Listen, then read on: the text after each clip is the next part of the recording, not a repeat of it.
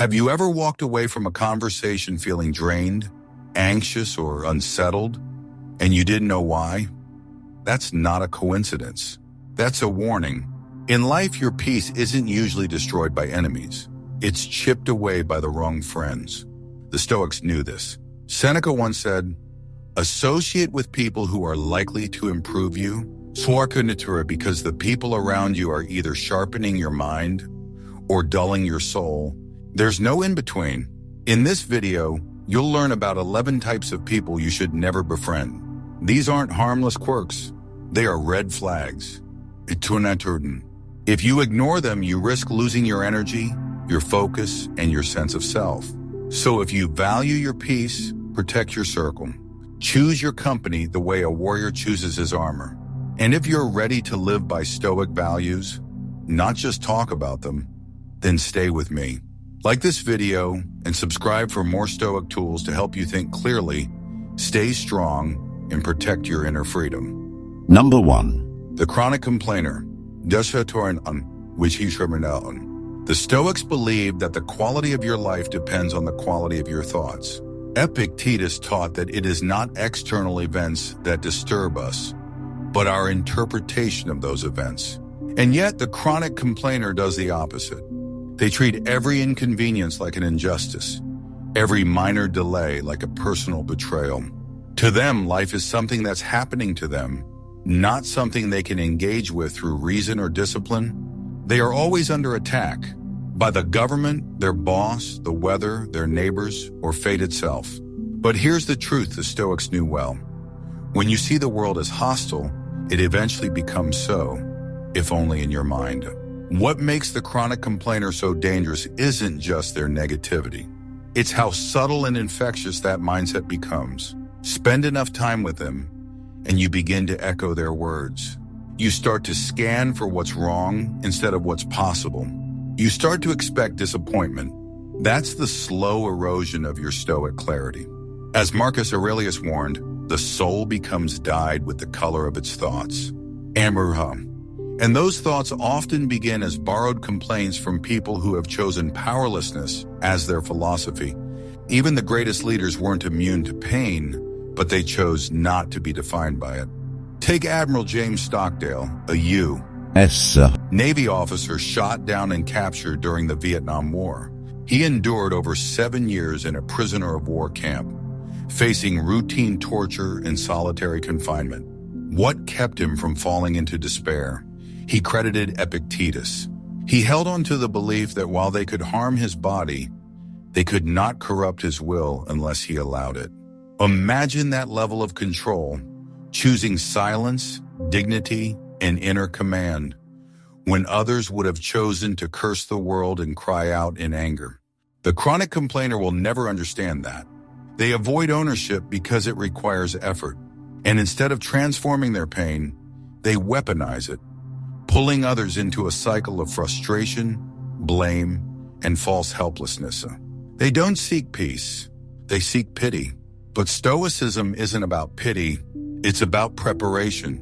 It's about building the strength to face life's storms without losing your grip on reason. So if someone in your life constantly complains, refuses to adapt, and drains every room they enter, you need to remember this. You become what you tolerate. You don't owe anyone your mental peace. You don't need to argue or fix them. Just a step back. As Epictetus said, the key is to keep company only with people who uplift you, whose presence calls forth your best. The chronic complainer calls forth the worst. Let them go. Number 2. The excuse maker. In the eyes of a Stoic, there's no greater obstacle to growth than the refusal to take responsibility. The excuse maker is someone who will never look in the mirror. They are always the victim of timing, of unfair rules, of other people's decisions. Their goals remain distant, not because they lack opportunity, but because they lack ownership. And that's what makes them dangerous, not just to themselves, but to you.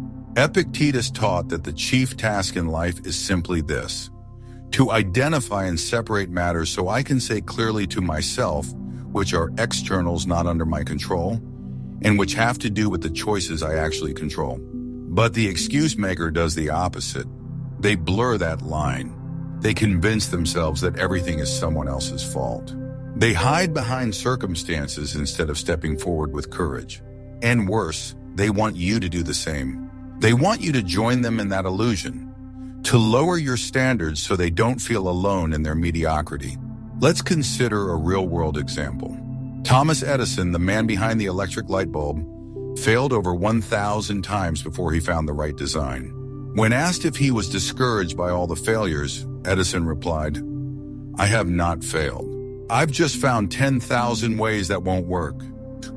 That mindset is the opposite of excuse-making. It's radical ownership. It's understanding that obstacles are not a reason to quit. They are part of the path. The Stoics didn't believe in blaming fate. They believed in preparing for it. Marcus Aurelius wrote, "The impediment to action advances action. What stands in the way becomes the way." But to the excuse maker, an obstacle is a dead end, not a doorway. And that mentality is a trap. It conditions your mind to stop before you even begin. Spend enough time with people who make excuses, and you'll start to doubt your own capacity.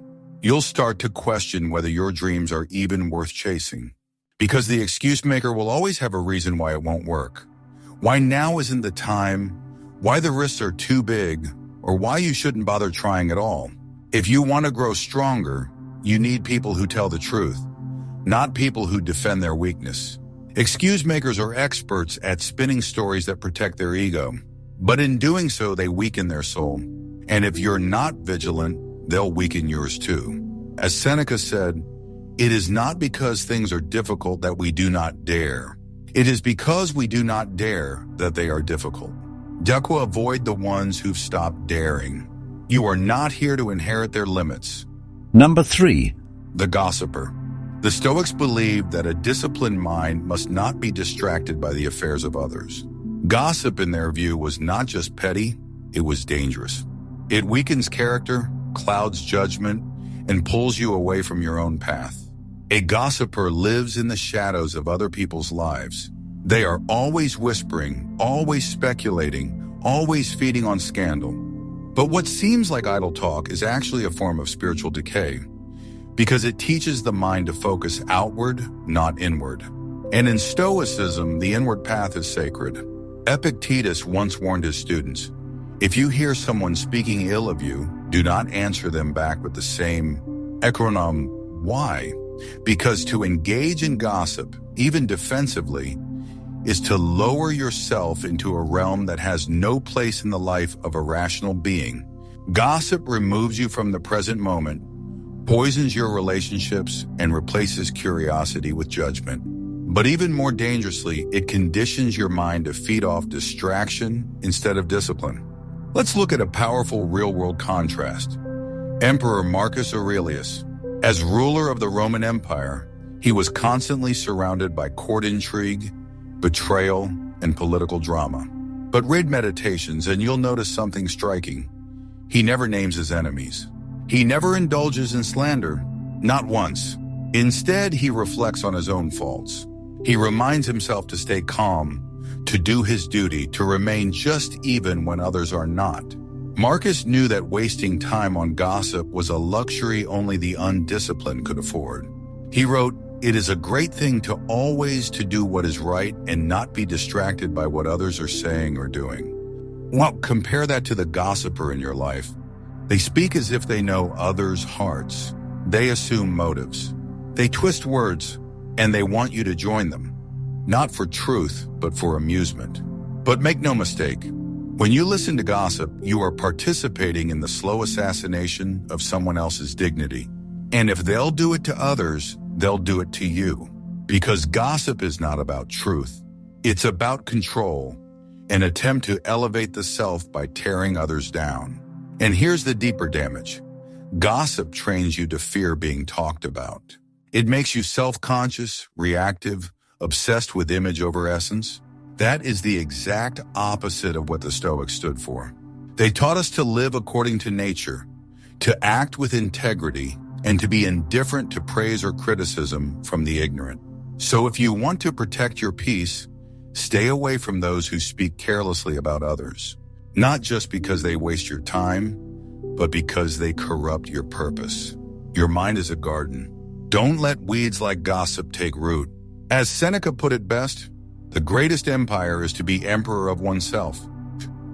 A gossiper cannot rule themselves, and if you're not careful, they'll turn your mind into their empire of distraction. Number 4. The envious. Envy is not always loud. It doesn't always arrive as hatred or open conflict. In fact, it often comes quietly, disguised as a compliment, masked by politeness, buried beneath false smiles. But the Stoics were clear. Envy is a corruption of the soul. It's not just a reaction to someone else's success. It's the inability to see your own path clearly. It's a failure of reason and a rejection of gratitude. Marcus Aurelius said, "It is not what others do or say that troubles us, but our own judgment about them." And when someone is consumed by envy, their judgment is always clouded. They can't see your effort. They don't recognize your discipline. They only see what they don't have, and they blame you for having it. To the envious person, your victories are not seen as earned. They are seen as stolen. Your growth becomes a threat. Your confidence becomes arrogance. Your peace becomes provocation. And no matter how kind you are, no matter how generous you try to be, they will find a reason to resent you, not because you've wronged them, but because your life reflects everything they feel they're missing. Now think about that in Stoic terms. Epictetus taught that nothing truly good can be taken from us. Not our reason, not our virtue, not our character. But the envious person doesn't believe that. They live as if value is external, as if praise, beauty, wealth, or status are finite resources to be hoarded or envied. That's why their presence is so damaging. Not only do they see life as a competition, they invite you to do the same. They turn friendship into rivalry. They train your mind to scan the world through the lens of scarcity. And here's the hidden cost. If you stay close to envy long enough, you start shrinking yourself. You start minimizing your wins. You begin dimming your light so they don't feel so small in your glow. But that's not humility.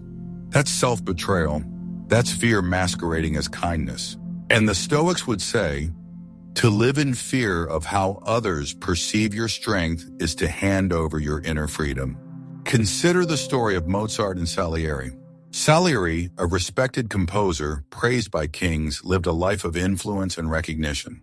But when Mozart entered the scene, with his effortless genius and divine touch, Salieri became obsessed, not with his own improvement, but with Mozart's destruction. His envy consumed him. It didn't matter that he had success. He wanted Mozart's light to go out so his could shine again. That is the tragic power of envy. It doesn't just want more, it wants others to have less. The Stoics warned us, never tie your peace to what belongs to others. Never measure your life by someone else's progress. And never keep close those who secretly hope you fail. Seneca said, a wise man is content with himself. The envious are never content, and if you let them too close, they will make sure that you aren't either. Let them go. You don't need their approval. You don't need their applause. You need your focus, your discipline, and your unshakable peace. That is what the Stoics valued, and that is what envy will always try to steal. Number 5. The hot-tempered one. A person who cannot control their temper is a person who cannot be trusted with your peace. The Stoics were crystal clear about this. Anger, they said, is not strength. It's a form of madness. Seneca even wrote an entire book called On Anger, where he described rage as a short madness, a state where reason is overthrown and a person becomes a danger not just to others, but to themselves. The hot-tempered person wears their emotions like armor, but they're not strong. They're reactive. They explode at minor setbacks. They lash out when they feel criticized. They turn tension into destruction. And while it might seem powerful in the moment, Anger is a fire that burns both the one who wields it and everyone nearby. If you're around this kind of energy long enough, you will start to absorb it. You'll start raising your voice, lowering your standards, reacting instead of responding. That's how inner discipline begins to erode, one angry outburst at a time. The Stoics didn't just discourage anger, they trained daily to extinguish it. Marcus Aurelius reminded himself, "When you wake up in the morning, tell yourself, the people I deal with today will be meddling, ungrateful, arrogant, dishonest, jealous, and surly. They are like this because they can't tell good from evil." Notice what he's doing. He's preparing his mind to expect difficulty so that when it comes, he can meet it with calm, not chaos. That's the Stoic difference. Preparation over explosion, control over reaction. And here's the hidden danger with the hot-tempered. Their behavior often gets excused. People say, that's just how they are, or they're passionate, or they cool down quickly. But don't be fooled. Passion without control is not virtue, it's volatility. And volatility ruins relationships, crushes communication, and poisons the emotional atmosphere. It teaches you to walk on eggshells. It turns every disagreement into a battlefield. Take Alexander the Great, a man of unparalleled conquest. But his temper was his downfall. In a fit of rage, he killed his closest friend Clytus over a drunken argument. When the anger faded and reason returned, Alexander was devastated. But the damage was done. His fury had crossed a line that couldn't be uncrossed. That's the truth about unchecked temper. It doesn't just wound others. It haunts you. Seneca wrote, "No plague has cost the human race more dearly." He was talking about anger. And if the Stoics viewed anger as a disease of the mind, then the hot-tempered are carriers of that disease. Their proximity puts your peace at risk. So what do? You remove yourself. You don't match their rage. You don't argue or defend. You stay calm. You step back. Because your mind is not a battlefield, it is a temple. And the Stoics would remind you, never hand that temple over to someone who hasn't mastered their own. Number 6, the drama magnet. There are people who do not seek peace, they seek stimulation. And for them, the most addictive kind is chaos. The drama magnet thrives on emotional storms, conflict, confusion, tension, gossip, suspicion, betrayal. Not because they're unlucky, but because they are addicted to the feeling of being in the center of something. When life gets quiet, they create noise. When relationships get calm, they stir the pot. And the Stoics would say, stay far away. Epictetus warned, avoid fraternizing with non-philosophers. If you do, you run the risk of sinking to their level. The drama magnet isn't just a non-philosopher. They are the opposite of one. They live ruled by impulses, not reason. Their identity is built around being the victim of something, or the hero of some made-up war. But in truth, they are not victims or heroes. They are addicts, addicted to emotional chaos because it gives them a sense of purpose.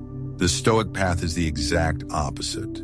It's the path of emotional clarity, of peace that doesn't depend on the situation, of reason that holds even when the world shakes. A drama magnet will constantly pull you out of that path. They will make you feel like you need to fix their messes, defend yourself from invisible enemies, or take sides in battles that don't matter. And worst of all, they will drain your focus. You can't build anything strong when you're constantly being pulled into emotional turbulence. Look at Marcus Aurelius. He was surrounded by political tension, betrayal, and crisis throughout his reign. But he didn't let that drama define him. In meditations, he continually reminded himself to return to what is essential, to stay still in the storm, to act justly, think clearly, and never allow others' confusion to become his own. He didn't chase conflict. He managed it without becoming it. The drama magnet will make every little thing feel urgent. Every disagreement becomes betrayal. Every silence becomes an insult. Every change in tone becomes a reason to panic. And if you're not grounded, their emotions will start to override your reason. You'll find yourself caught up in narratives that aren't even yours. You'll lose hours, days, weeks of peace because you were too close to someone who needs life to be chaotic in order to feel alive. Seneca put it perfectly. The greatest obstacle to living is expectancy, which hangs upon tomorrow and loses today. Drama is a thief of the present moment, and drama magnets are its messengers. They pull you into the past with grudges and into the future with worry, but they rob you of now. If you want a life of depth, of virtue, of mental freedom, then you must guard your energy like a warrior guards the gates. Do not entertain chaos. Do not make space for someone else's storm inside your calm. Let them chase noise. You stay rooted in reason. Number 7, the Naysayer. The Naysayer doesn't just doubt you, they want you to doubt yourself. They wear the mask of realism, but their true nature is rooted in fear. Whenever you try to improve, they tell you it's pointless. Whenever you take a risk, they predict failure. Not because they've seen the future, but because they've stopped believing in their own. And the Stoics would say, do not take counsel from the unbrave. Epictetus taught, first say to yourself what you would be, and then do what you have to do. But the Naysayer interrupts that process. They speak before you've even begun. They cast shadows over things that haven't happened yet. And their words don't come from wisdom. They come from their own internal resignation. They are not guiding you away from danger. They are guiding you away from discomfort. Because if you grow, they're forced to confront the fact that they haven't. The Naysayer will often present themselves as practical, mature, grounded. But listen closely. Their advice is always a variation of the same sentence. Don't try too hard. Don't dream too big. Don't expect too much. West they call it protection, but it's projection. Their disbelief is not about you. It's about what they've already given up on. Marcus Aurelius didn't surround himself with soft minds. He was emperor in a time of plague, betrayal, and war. But he didn't consult the voices of fear. He consulted philosophy. Waste no more time arguing what a good man should be, he wrote. Be one. That's the Stoic way. Do not sit around and wait for permission. Do not lower your fire to keep someone else from feeling cold. The Naysayer will challenge every spark inside you. They'll mock ambition. They'll celebrate safe choices. And they'll always frame your boldness as a threat because it is. Your courage forces them to look at their own caution. Your action exposes their passivity, and rather than rise with you, they'll try to anchor you where they are. Here's the danger. Over time, you might start internalizing them. Their voice becomes your hesitation. Their doubt becomes your ceiling. That is how potential dies. Not through catastrophe, but through slow corrosion by people who say, be realistic every time your soul reaches for more. Seneca said, it is not because things are difficult that we do not dare. It is because we do not dare that they are difficult. Oh, the Naysayer never dares. And they don't want you to either. So protect your fire. Surround yourself with those who face fear, not those who surrender to it. Do not seek comfort in the opinions of the small-minded. Seek clarity, seek courage, and walk forward, especially when they tell you not to. Number 8, the toxic positivist. At first glance, the toxic positivist seems harmless, even helpful. They smile often. They speak in affirmations. They encourage you to look on the bright side, no matter what.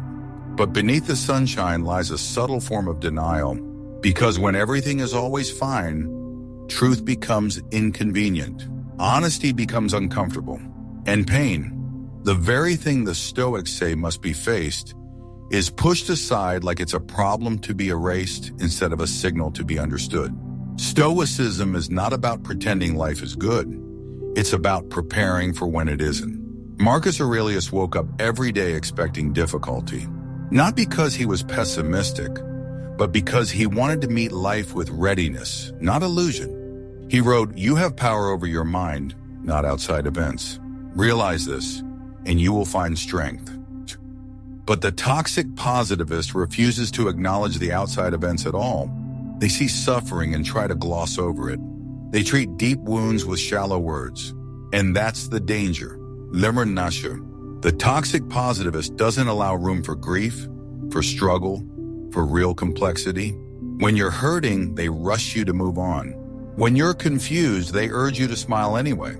They call it high vibration, but often it's emotional avoidance. Stoicism teaches us to look directly at pain, to sit with fear, to understand loss. To deny those feelings is not strength, it's delusion. Let's look at a real-world example. Admiral James Stockdale, a Stoic and a prisoner of war for over 7 years in Vietnam, was once asked who struggled most in captivity. His answer? The optimists. Only the ones who told themselves they'd be out by Christmas, then Easter, then Thanksgiving, until their spirit broke. Stockdale survived not by pretending everything was okay, but by confronting the brutal reality of his situation while maintaining inner discipline. That's true Stoic power. Not positive thinking, but honest thinking.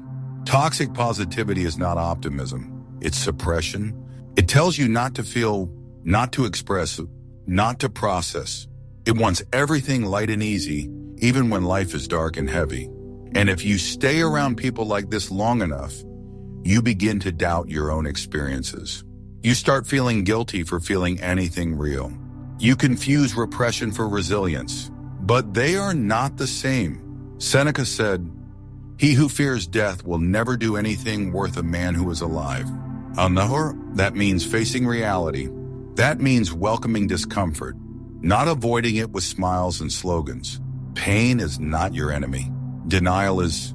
So be cautious with the one who tells you to just stay positive while ignoring the storm you're walking through. The Stoics believed in joy, but not the hollow kind. They believed in a joy rooted in virtue, clarity, and truth. And sometimes truth is painful. Real strength is not pretending everything's okay. It's standing tall when it's not, and doing the right thing anyway.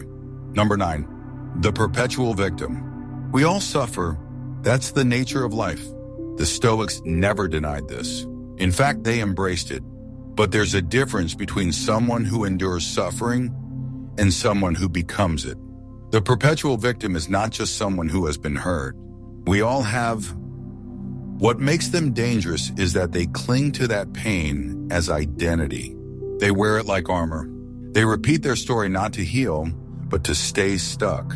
And if you're not careful, they'll invite you to live in that same cage. Epictetus was born a slave. He was beaten. He had no status, no freedom, and no protection. But when asked how he endured such a life, he said, "I was never more free." So, why? Because he had trained his mind to be sovereign. He understood that while circumstances can be brutal, the mind remains yours to govern. The perpetual victim rejects this truth. They don't want sovereignty. They want sympathy. And the cost of that sympathy is your emotional energy, your time, your clarity. They will turn every conversation into a monologue about how life has mistreated them. They will replay the past like a broken record. And when you offer solutions, they resist. When you speak truth, they retreat. Why? Because if their suffering disappears, so does their identity. They don't want to move on. They want to be seen, pitied, validated, but never challenged. And that's the danger. Naysayer. The Stoics taught us to confront pain with reason, to turn wounds into wisdom. Marcus Aurelius lost his children, faced betrayal, fought plagues, and ruled during war. But he didn't let tragedy become a life sentence. He wrote, "You have to assemble your life yourself, action by action." That means taking responsibility. That means refusing to let sorrow define you. The perpetual victim does the opposite. They hand over the steering wheel to fate and then complain about where they end up. And here's what's even more dangerous. Their story can become yours. Their hopelessness starts to feel familiar.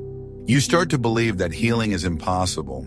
That strength is for other people. That fate has favorites, and you're not one of them. That's how energy is transferred. Not through aggression, through repetition, through the slow, subtle hypnosis of defeat. Seneca once said, It is not that we have a short time to live, but that we waste a lot of it. Shakunudid, the perpetual victim, wastes their time in regret, in blame, in rehearsed powerlessness. And if you stay close, you'll begin to waste yours too. So be compassionate but not captive. You can offer kindness without offering your peace. You can listen without losing yourself. But above all, remember, suffering is something we pass through. It is not where we build our home. You are not here to carry someone else's chains. You are here to break your own. Number 10, the overindulgent. The overindulgent lives by one rule. If it feels good, chase it. Food, comfort, entertainment, distractions, pleasure. They believe more is always better. But to the Stoics, this kind of life was not freedom. It was slavery. Slavery to the senses, slavery to impulses, slavery to the illusion that happiness is found in consumption rather than discipline. Epictetus warned us, no man is free who is not master of himself. And yet the overindulgent brags about the very things that enslave them. They take pride in excess. They chase highs while neglecting health. They pursue comfort at the cost of growth. And what's worse, they normalize this mindset. They make it seem harmless, even desirable. But the Stoics knew the truth. The more you indulge the body, the weaker the mind becomes. Pleasure itself isn't evil. The Stoics didn't reject beauty, joy, or good food. What they rejected was dependency. What they rejected was the belief that comfort was the goal of life. Seneca said, "It is not the man who has too little, but the man who craves more, who is poor." Well, running overindulgence creates that poverty, a hunger that grows the more it is fed. And when you spend time with people like this, their habits begin to shape yours. Self-control starts to feel extreme. Restraint starts to feel unnatural. Before long, you forget that discipline is a form of power. Look at history. The Roman Emperor Nero was known for his extravagance, lavish banquets, endless entertainment, indulgence without limits. And yet his reign collapsed in chaos. Why? Because he never ruled himself. He fed every impulse until nothing remained but instability and destruction. Compare that to Marcus Aurelius. He ruled with restraint. He slept on hard floors. He practiced fasting. He deliberately trained himself to need less so that he could focus more. That's the Stoic way. Not to avoid pleasure, but to rise above it. To enjoy without attachment. To remain strong even in the face of temptation. The overindulgent will tell you, you deserve it. Just enjoy life. But what they're really saying is, don't grow, don't endure, don't master yourself. And that message is poison. Overindulgence dulls the mind. It softens the will. It makes you comfortable with mediocrity and allergic to challenge.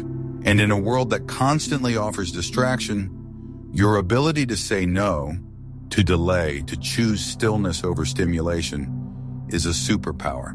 The Stoics believed that virtue, not pleasure, was the highest good. And to live virtuously, you must rule yourself.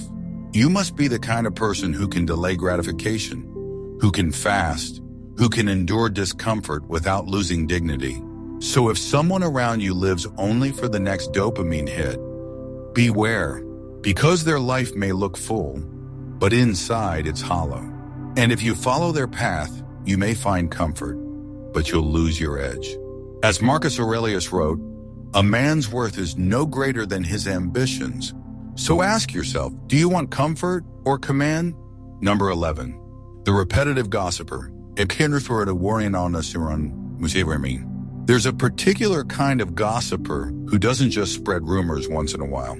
They live in it, day after day, story after story, whisper after whisper. They feed on other people's flaws the way a hungry man feeds on bread. And the Stoics would tell you, this is not harmless behavior. This is spiritual erosion. We already spoke about gossip earlier, but this version is worse. The repetitive gossiper doesn't just talk about others. They need to. It's how they bond, how they fill silence, how they avoid talking about anything meaningful, and they return to it like a ritual. You'll notice the patterns. Every conversation circles back to someone else's failure. Every story has a villain. Every moment of quiet is an opportunity to drag someone else's name into the dirt. But here's what the Stoics would say. What you speak about most often reveals what your soul is full of. And if a person constantly talks about others, it means they are running from themselves. Seneca said, "Those who are always busy with the faults of others are seldom concerned with their own."